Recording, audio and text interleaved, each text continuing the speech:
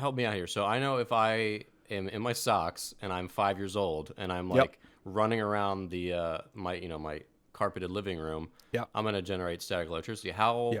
do you generate static electricity when you're just rotor blades in the air? You got a piece of plastic, blades of plastic, and you're running it through the air, and it's a bunch of molecules you run it into.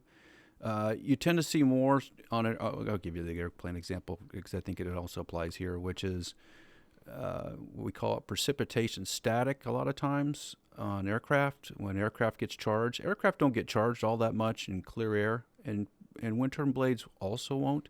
So there's like really two kinds of charging that happen here.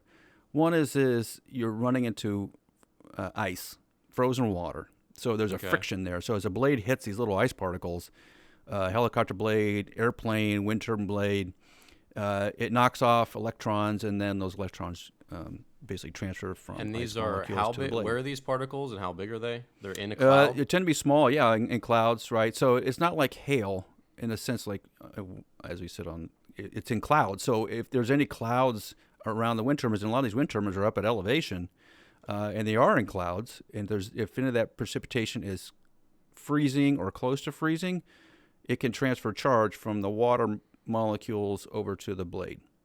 Hmm. Okay. So it's actually frictional charging, just like you rubbing your socks on the carpet. It's a friction charging because you're actually running into something that's hard. Rain doesn't do that as much. It can build up a little bit of a charge, but because water is pliable when it's liquid state, it doesn't really transfer electrons from one thing to another. So when it's frozen, though, that's a different thing, and it does transfer a lot of charge. That's why you see on aircraft. I had the fortunate or unfortunate experience of flying what we call precipitation static flights, which is essentially looking for places where you can charge the aircraft up a lot. And we did a bunch of testing. This is when I worked at Beach Aircraft. And when you fly through rain, the aircraft doesn't really get charged. When you fly through ice, it gets charged quickly and to Mm-hmm. very high levels almost immediately.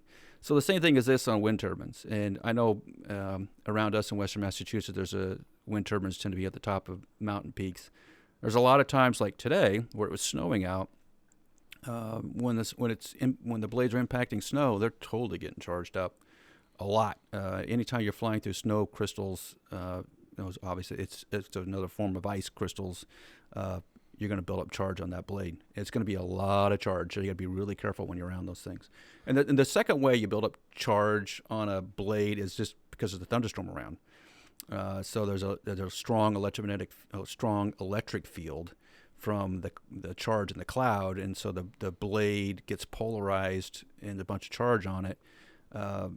If the cloud above it discharges, then all that charge that had built up in the blade's got to go somewhere, and it's going to go back down to Earth typically. So that if you happen to be around that, it's going to snap and hiss.